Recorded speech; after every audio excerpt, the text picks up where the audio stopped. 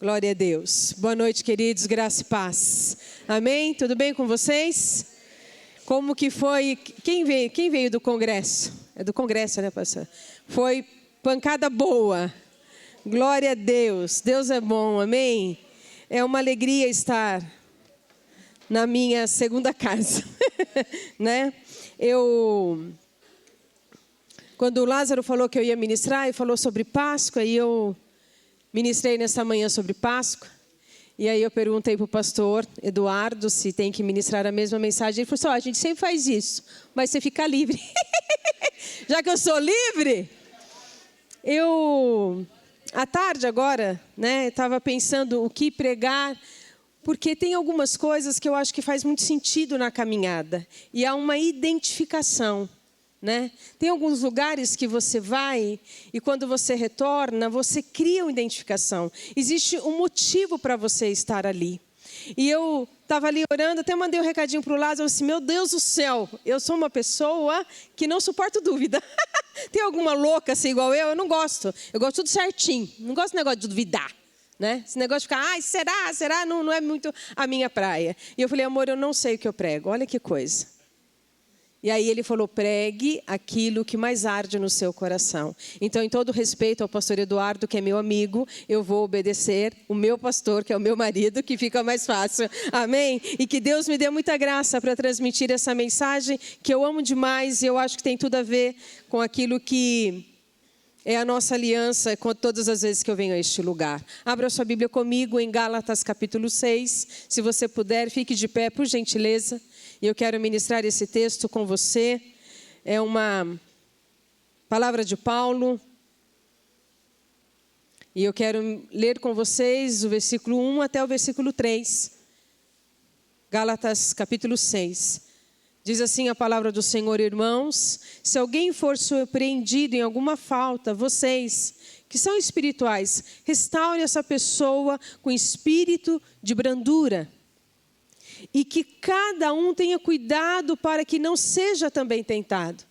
Levem as cargas uns dos outros, e assim estarão cumprindo a lei de Cristo. Levem as cargas uns dos outros, e assim você está cumprindo, fazendo, obedecendo o mandamento do Cristo, a lei de Cristo Jesus. Amém? Feche teus olhos só por um minuto. Pai, nós queremos te agradecer por esse tempo tão precioso de estarmos na tua casa. Sei que a liderança dessa igreja foi visitada com revelação, com poder, com graça do Senhor, neste congresso que eles participaram. Sei também que existe uma igreja que se movimenta segundo a tua vontade. E nessa noite, Espírito Santo de Deus, usa-me, Senhor, para transmitir a tua palavra com graça, com sabedoria, autoridade, entendimento, com dons e talentos que são do Senhor, que o Senhor colocou no meu coração. Que o Senhor fale ao nosso coração, que vidas sejam curadas e transformadas, que essa palavra venha trazer sobre nós o testemunho da graça do Cristo, que seja abundante a revelação do teu Espírito Santo nessa noite. Usa a minha vida, abençoa cada coração, aqueles que estão aqui conosco, aqueles que verão pela internet, que a graça do Senhor se mova de maneira poderosa. Entregamos esse tempo ao Senhor, em nome de Jesus. Amém. Amém, queridos. Eu quero que você pode sentar, eu quero que você mantenha sua Bíblia aberta. Nós vamos estudar, vamos ler alguns textos. Tem algo que tem falado muito comigo, e em vários momentos eu tenho ministrado isso, que é sobre amizades que sustentam a nossa fé. Tem algumas coisas que nós vivenciamos e a gente precisa entender o valor de uma boa amizade. O valor de termos amigos que têm Cristo como centro da sua vida. Nós estamos vivendo um tempo, o tempo da pós-modernidade, onde o narcisismo, o hedonismo, o meu eu é muito cultuado. Não tem como, a gente começa a entrar no meio disso também, gente. Nós temos que ficar muito esperto, porque a gente acha que é a gente que faz alguma coisa. E a gente começa a adorar o nosso eu, a maneira que a gente faz, o que as pessoas falam da gente, é tudo eu. Mas o Evangelho vai nos propor uma realidade muito diferente do que nós vivenciamos na nossa época.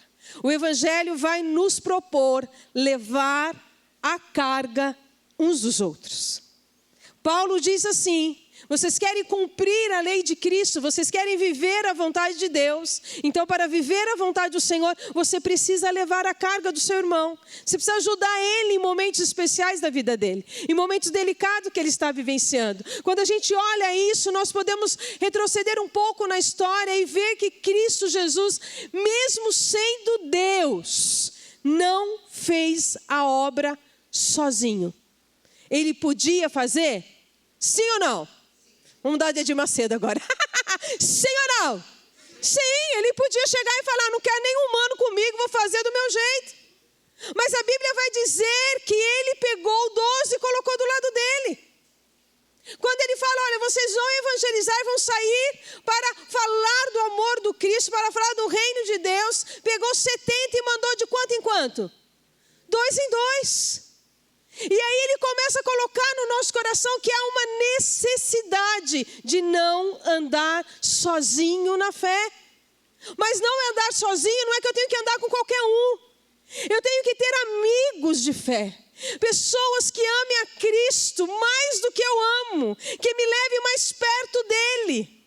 Por isso que o Evangelho é contra a cultura, porque tudo aquilo que o mundo vai nos propor, o Evangelho vem e fala: não é do jeito do mundo. Quando Paulo escreve aos Romanos, ele diz assim: olha, não vai viver nesse mundo, nem no formato, nem do jeito, não se conforme, não entra na forma do mundo. Renova a sua mente na palavra do Senhor para experimentar o que é bom, o que é perfeito, o que é agradável, o que é a vontade de Deus. Então, quando nós olhamos para esse texto e pensamos em levar as cargas uns dos outros, eu quero pensar em alguns amigos de Paulo. Paulo lança esse desafio. Paulo é o homem que vai escrever e vai ensinando as igrejas que são gentis, as igrejas como eu, você, né? A igreja que não é judaica, não é uma comunidade messiânica judaica, mas é a igreja dos gentios. Ele vai falando: olha, se anda desse jeito, se faz desse jeito. E ele insiste em sempre dizer: perdoai uns aos outros, amai uns aos outros, cuidar uns dos outros, suportar uns aos outros. É sempre um com o outro. É sempre nós no nó entrelaçado do afeto, da fé, da graça e da bondade de Deus. Nós juntos. Eu não sei aqui não, mas lá na família da fé, o que tem do contra é uma coisa de louco. Que tem gente brigando com gente, fala: meu Deus, esse povo não está lendo a Bíblia que eu estou lendo. Esse povo tá longe daquilo que é a espiritualidade adequada. Mas aí quando eu olho a Bíblia e eu leio, e vocês são leitores das Escrituras, eu estou falando com uma igreja madura. Vocês viram a igreja de Corinto? Dá dó naquele povo, cheio de Espírito Santo, mas uma carnalidade que só Jesus na causa. E os Gálatas começaram tão bem, mas veio alguém lá, trouxe uma pregação fora da casinha, apresentou um evangelho diferente, os caras caíram na dele. Cada igreja que a gente vai lendo, fala: meu Deus do céu, que igreja é essa? Paulo, ele vai nos alertar que é um desafio viver com o outro, mas o evangelho se faz junto com alguém, não sozinho. Quando nós nos isolamos, nós somos enfraquecidos, mas é na comunhão dos santos que o Senhor ordena a bênção e a vida para sempre. E se tem algo importante na nossa caminhada, meus irmãos, nós precisamos de amigos que sustentem a nossa fé. Mais do que precisarmos de amigos que sustentem a nossa fé, nós precisamos ser amigos que sustentam a fé dos outros. Eu separei algumas pessoas que Paulo fala, há várias outras, mas ele coloca em algum sentido especial para essa noite. Ele vai falar de alguns amigos que ajudaram ele na caminhada. Abra sua Bíblia comigo em 2 Coríntios, no capítulo 7, no versículo 5 a 7. A palavra do Senhor vai dizer assim: porque quando chegamos à Macedônia, não tivemos nenhum alívio. Pelo contrário, em tudo fomos atribulados. Pensa no que ele vai descrever: lutas por fora, temores por dentro. Porém Deus, que consola os abatidos, nos consolou com a chegada de Tito, e não somente com a chegada dele, mas também pelo consolo que recebeu de vocês. Ele nos falou da saudade, do pranto e do zelo que vocês têm por mim, aumentando assim a minha alegria. O primeiro amigo que a gente precisa ter na caminhada cristã são amigos que nos sustentam com consolo, com encorajamento, que fortalece a nossa alma. Quando Paulo ele fala isso, ele olha, eu estou te dando um exemplo. Houve um tempo tão difícil, eu estava tão abatido, havia lutas, as pessoas queriam me matar. Não é porque Paulo começou o povo querendo matar ele, terminou matando, mas ele ressuscitou, amém? Está lá na glória, ele vai ressuscitar conosco quando Jesus vir buscar a igreja. Mas Paulo viveu debaixo de ameaça o tempo todo, ele diz assim, era tão forte, as guerras de fora, e tanto medo dentro, tanto temor aqui dentro. Eu estava tão abatido e tão angustiado. Mas Deus, ele diz, mas Deus que consola os abatidos. Ele enviou um anjo, foi isso que ele fez? Ele enviou um profeta. Ele enviou Tito, um amigo, para trazer consolo, para me encorajar, para dizer, ó, tem uma igreja orando por você, tem uma igreja que você começou, está lá, radiante, firme, vivendo o evangelho. Ele trouxe palavra que me deu alegria. Amados, nós precisamos de amigos que nos consolem. Amigos que nos encorajam a não desistir, amigos que nos coloquem avante, crescendo, abundando em toda a graça que Deus nos deu. Precisamos de amigo que nos leve à realidade do nosso potencial. Porque se Paulo ficou abatido, imagine nós. Você já imaginou? Se ele teve crise, pastor Eduardo, imagine eu. Quem sou eu na fila do pão, não é não? Se ele teve crise, imagine eu e você. Mas o Paulo com crise, o Paulo abatido, o Paulo com temor, o Paulo que estava sofrendo, não foi um anjo que foi visitá-lo. Deus mandou um outro igual a ele, um outro ser humano, para dizer, Paulo, continua. Eu vim trazer palavra de Deus para o seu coração. Continua a obra do Senhor, porque tem frutificado aonde você chega. Deus tem feito a obra dele. A igreja está debaixo de cuidado, de zelo e crendo que vai vencer. É isso que nós precisamos. De ser Tito que nos consola e de sermos consoladores. Encorajar os nossos irmãos, fazê-los vivenciar todo o potencial que essas pessoas têm. Eu olho na igreja assim, eu fico vendo o povo, eu falo, meu Deus, por que está sentado esse menino, rapaz? Que mulher poderosa sentada sem fazer nada. Com tanto potencial, com tanta graça. E aí quando eu vou conversar com algumas pessoas, pastor, eu já sofri muito. Verdade? Mas conta assim um bocadinho do seu sofrimento. Qual foi o tipo de sofrimento? Que tem um amigo meu que eu conheço, ele diz o seguinte, lutas por fora, temores por dentro, mas o consolo chegou e eu continuei. Nós precisamos de Tito que nos faça continuar.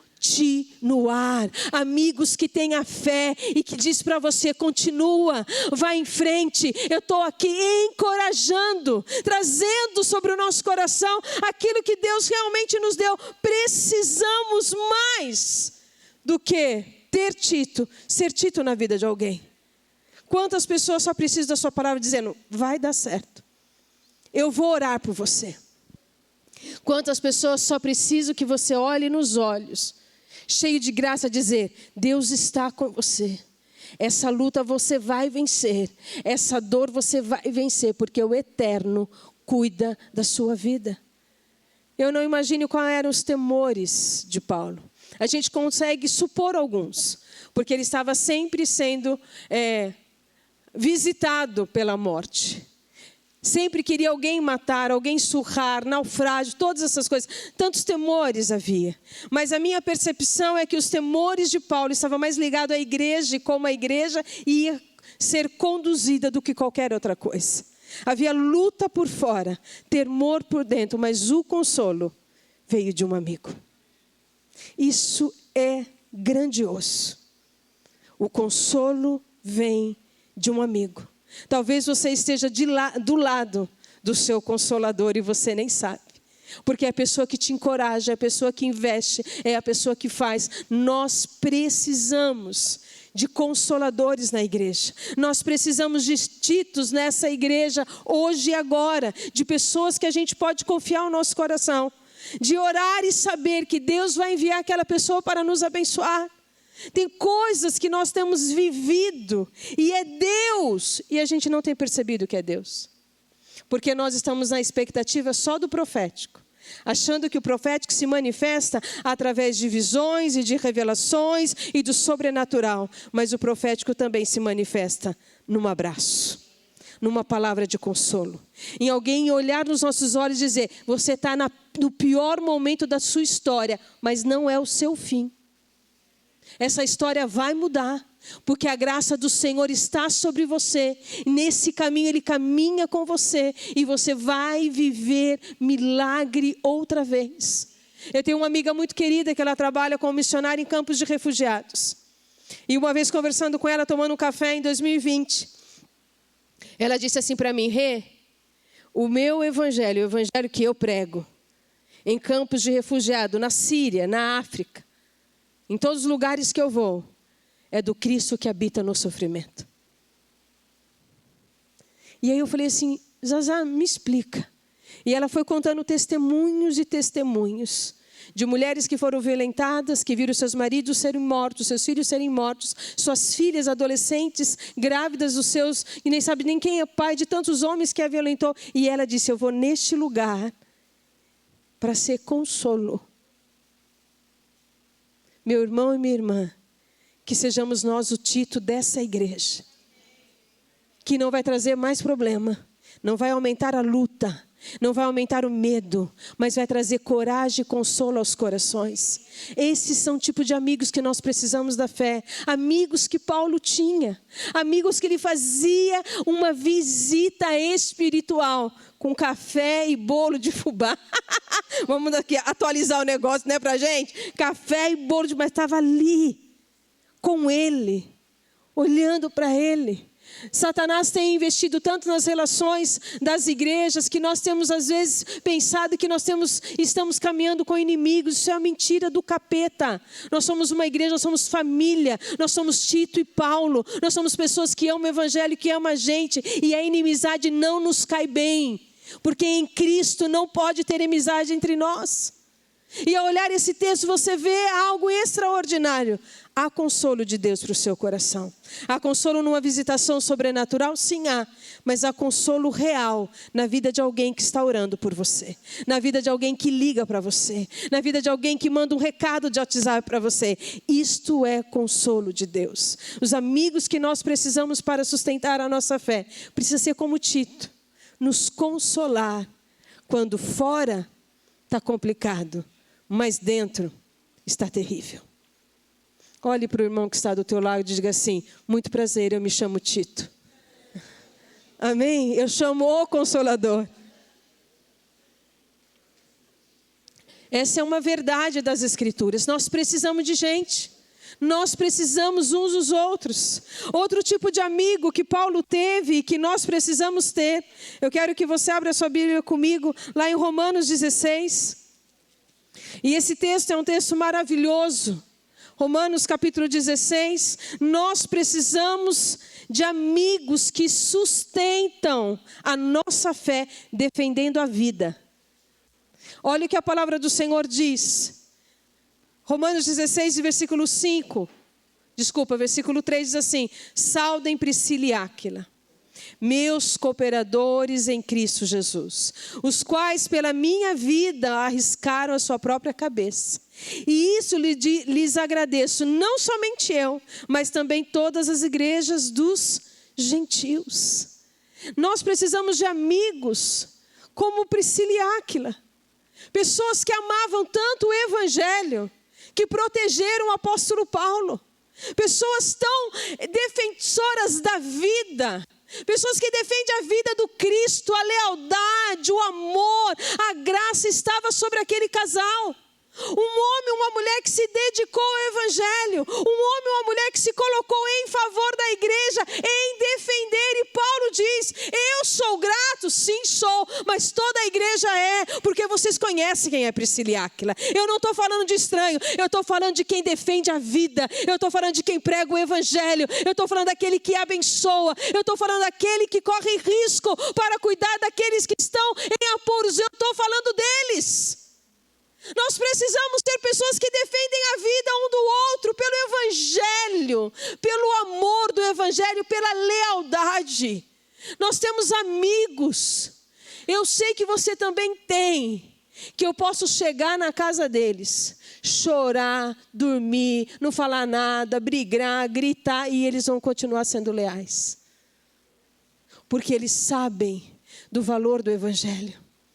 Priscila e Áquila eram essas pessoas. A palavra do Senhor vai nos dizer que havia um homem muito entendido das Escrituras, que era Apolo, mas quando Priscila e Áquila entrou no caminho deles, falou assim: olha, você sabe tudo, meu filho, mas deixa eu falar uma coisa, tem alguma coisa que você precisa aprender. Vem comigo que eu vou te ensinar. Nós precisamos ser essas pessoas.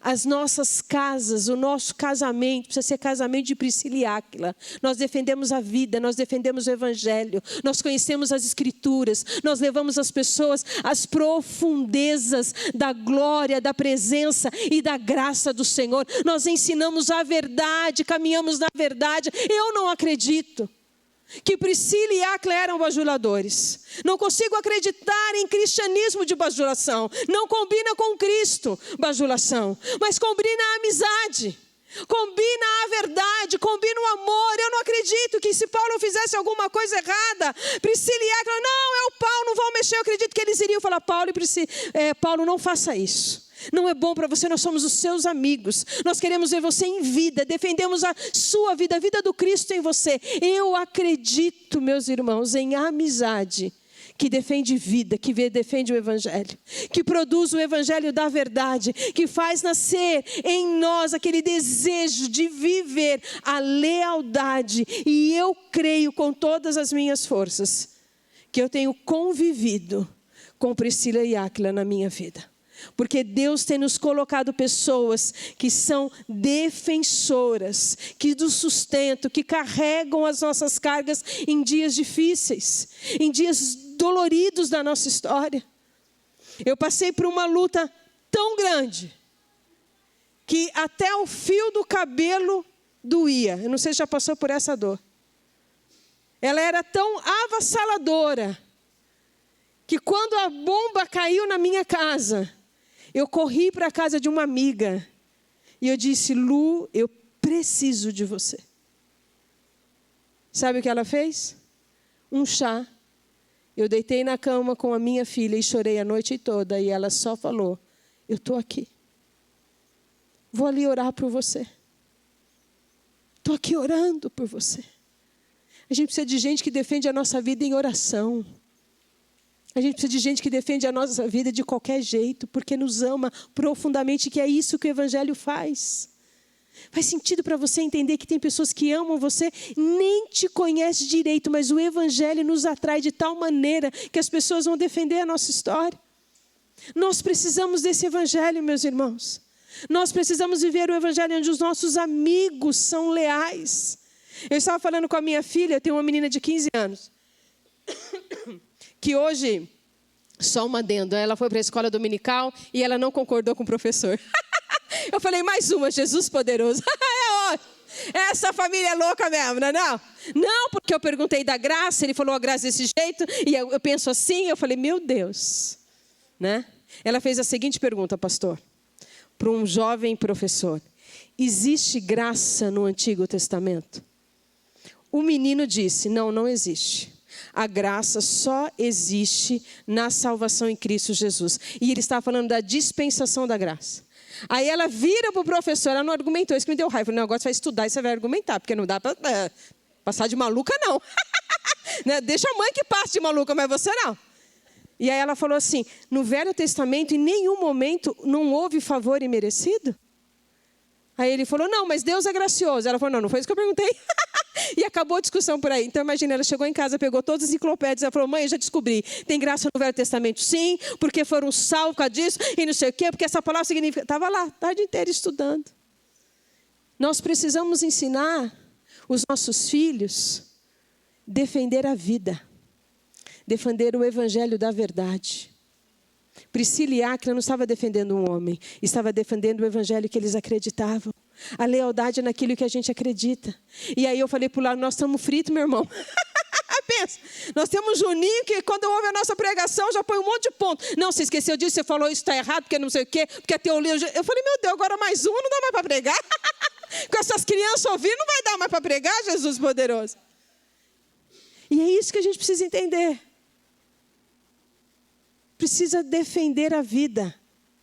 E a vida que eu estou dizendo não é a bajulação, precisa defender o evangelho que nós cremos.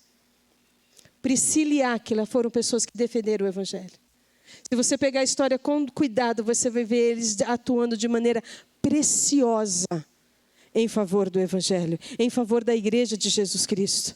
Nós precisamos voltar os olhos com muito carinho sobre o que é ser amigo, sobre o que é ser amigo de verdade, a amizade genuína que transforma. Quando eu estava falando para a Aninha, quando eu era adolescente, eu cresci numa igreja que a minha turma começou no Cordeirinho de Jesus. Vocês são tudo novo.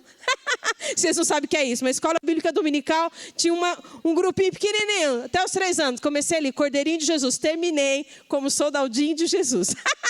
Olha, evoluí demais. A mesma turma. As mesmas adolescentes. Nós nos casamos quase todas no mesmo tempo. E essas mulheres hoje, uma é missionária na Europa, duas estão na Europa, outra está no Oriente Médio. Todo mundo fazendo o que tem que ser feito, pregando o evangelho do Cristo. Tem amigos assim que te aproximam de Deus. Eu lembro que no meio dessa turma toda tinha Zenaide, a gente chamava ela de Dão, porque ela era muito grande, né? Zenaidão, isso ficou saudão, ela era muito grande. E ela chegava para mim e falava assim, Rê, eu estou orando por você.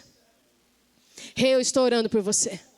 Tinha momentos na minha vida que ela chegava para mim e ela falava, Rê, acho que não teve uma vez que eu conversei com a Zenaide que ela não falou, Rê, eu estou orando por você. Ontem eu recebi na minha casa uma mulher que eu não via há 25 anos e ela disse, minha filha, todos os dias à meia-noite, está lá os seus nomes. Minha filha Dani, o Marcos, Regina, Lázaro, o meu neto Juninho, e ela não sabia o nome da Aninha. E ela falou, eu sei que tem outra aí, Deus, abençoe essa outra. Era assim que ela orava, e ontem ela conheceu a Ana. Precisamos amigos que nos defendam, que defendam a vida de Cristo, que ore por nós, que interceda, que abençoa, que faça a obra do Senhor acontecer na nossa vida, numa profunda lealdade, que na nossa ausência nós somos bem representados. É de amigos assim que a igreja precisa. E o último amigo que eu quero falar com você, que Paulo fala a vários amigos. Poderia falar de Marcos, que começou lá em Atos capítulo 13 com uma dificuldade tremenda, 13, 15, ele começou fazendo indo com Paulo na primeira viagem, no capítulo 15 ele tinha desistido da primeira viagem. Barnabé fala, vamos levar Marcos. Poderia falar de Marcos, que é sensacional, estudo Marcos, é gente boa esse rapaz. Mas eu quero falar de um homem, que pouco nós falamos. 2 Timóteo, capítulo 1, versículo 16.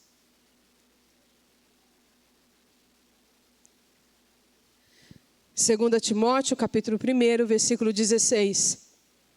Diz assim a palavra do Senhor, que o Senhor conceda misericórdia à casa de Onesíforo, porque por muitas vezes me deu ânimo e nunca se vergonhou das minhas algemas. Pelo contrário, quando chegou a Roma, me procurou com persistência até me encontrar. O Senhor lhe conceda que naquele dia ache misericórdia da parte de Deus. Você sabe. Eu gosto dessa palavra. Você sabe. É tipo assim, não é surpresa. Não estou falando de alguém que você não conhece. Você sabe, melhor do que eu, quantos serviços ele prestou em Éfeso.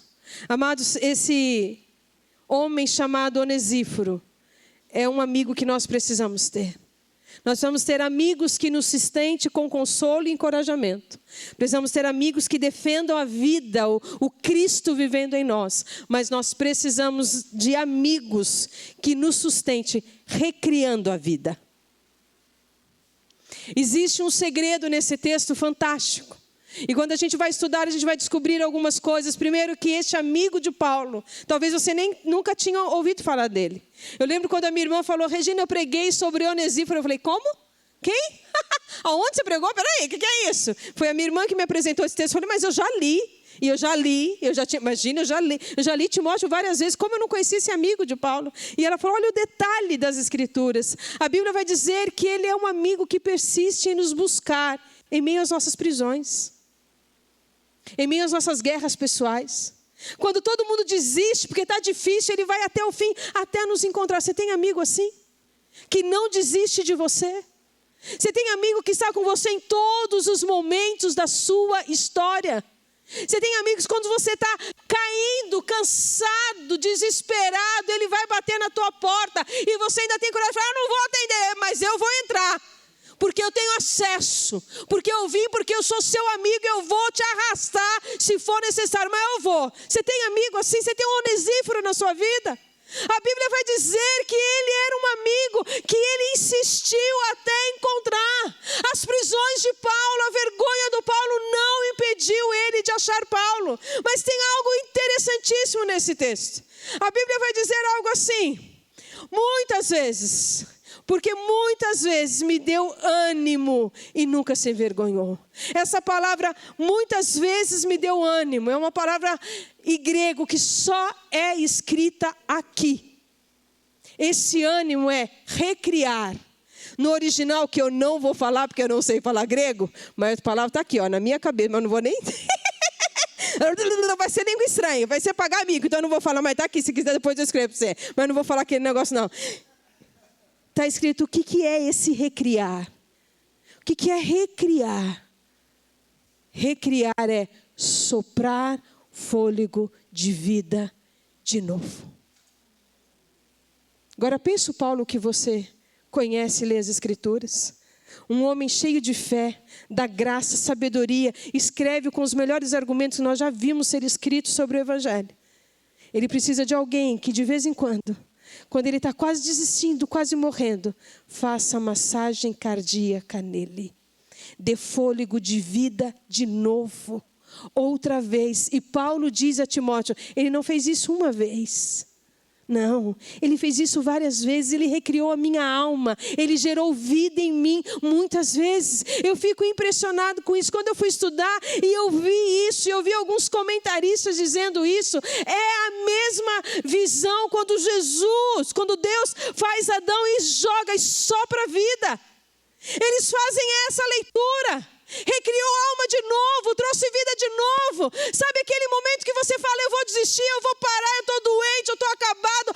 Aconteceu alguma coisa terrível na minha vida, eu errei, alguém errou, eu perdi. Aconteceu uma desgraça. Vem Onesíforo correndo e ressuscita. Traz vida de novo, anima a gente de novo. Esse é um amigo que a gente precisa para a nossa história. Pessoas que nos dê vida e insistam em estar conosco, recriando vida, recriando esperança, recriando a nossa história, recriando o favor de Deus, sabendo que Deus nos chamou para realizar uma obra. O mais impressionante deste amigo Onesíforo é que Paulo tem o testemunho dele e fala que Deus dê a ele misericórdia, porque você, Timóteo, sabe. Você sabe o que ele fez em favor da igreja. Você conhece. Tem pessoas que a gente sabe o que ela faz em favor da igreja. Talvez não seja famosa como Paulo, ao nosso parecer, mas é um Onesíforo. Olha que nome difícil. Não vai colocar esse seu filho, pelo amor de Deus. Põe João, põe esse nome que não trava a nossa língua para falar. Não é? Mas era um homem que recriou a alma de Paulo muitas vezes. Mais do que alguém ser usado para recriar a nossa alma, que Deus nos use para a ressurreição. Que Deus nos use para soprar a vida de novo. Para levantar outra vez, para sustentar mais um pouco, para nos procurar em meio às prisões e às dores da nossa vida, nos encontrar nos calabouços da nossa história, e ir lá para falar: eu vim aqui recriar a tua vida, eu vim aqui orar de novo, eu vim aqui abençoar de novo, eu vim aqui falar de novo, eu estou aqui e não largo você, até você se levantar em vida e fazer o que Deus chamou para você fazer. Há amigos preciosos na história de Paulo, mas este homem é um homem especial, porque a Bíblia diz que ele era alguém que recriava a vida. Que eu e você possamos ser esses amigos. Que recriem vida. Sabe por quê? Porque aqueles que são agentes da morte já estão aí. Com as suas pautas, com os seus discursos, com os seus argumentos. E se tem algo que eu aprendi com o meu amigo pastor Sival, um goiano, gente boa toda a vida. Ele falou assim: se você ligar para ele, se eu ligar para ele 3 horas da manhã e falar: Sival, eu preciso, eu tenho certeza que ele vai fazer. Porque ele tem um lema: eu ajudo quando precisam. Não se eu estou dormindo, ele vai ajudar. Eu lembro que uma vez eles moravam conosco, nós tínhamos uma casa e tinha um quarto, e era um momento difícil, que eles estavam numa transição de uma compra de uma casa, a Lu e o Sival foram morar conosco. Uma pessoa fez isso, era 2h30 da manhã, chegou na nossa porta, pedindo ajuda. Eu falei: meu Jesus. E ele olhou para mim e falou assim: pastora Rê, a gente só ajuda quando a pessoa precisa. Eu falei: eu queria dormir. Queria ajudar não é? Mas fui lá obedecer o irmão. Nós precisamos abrir o nosso coração, porque tem gente morrendo do nosso lado. Nós precisamos fazer massagem cardíaca, que não é com a mão, mas é com a palavra da graça. É com o óleo precioso da unção. É com a presença, é com a oração, é com o cuidado, é com o olhar, é com o abraço, é com aquele brigadeiro que você tem que dar para a irmã, pelo amor de Deus. Sabe, com aquelas coisas que Deus ministra no seu coração, que você não sabe nem para quê. Eu não sei se Deus já fez isso com você. Deus fala como fazer umas coisas, mas Deus, meu Deus do céu, o que eu vou fazer? Não tem sentido. Mas para a pessoa tem. Eu estava no nosso acampamento de jovens, e todo ano, na maioria dos anos, eu sempre começo um caderno de pregação. E aí eu estava com o meu caderno de pregação todo novinho, acho que tinha 4 ou 5 ministrações. E eu estava orando, eu fui orar com uma menina linda, uma garota de Deus, uma moça super abençoada. E eu comecei a orar e falar com ela, e Deus assim fez um mover lindo, Deus falou muito ao coração dela. E quando eu acabei de orar, Deus falou: dá o caderno de pregação. Eu falei: tá de brincadeira. Comprei e foi caro, foi barato não. Você quer que eu dê esse, com as minhas pregações dentro? Tinha um monte, quase 400 jovens. E elas são gêmeas, as meninas. Eu fui falar para a mãe: aquela como que chama? Para eu chegar e falar o nome certo, dar caderno para a pessoa errada, né? Não são gêmeas? E eu cheguei e ela falou assim para mim: pastor, eu estava orando. Senhor, se o Senhor quer me usar para pregar o evangelho, me traz um sinal.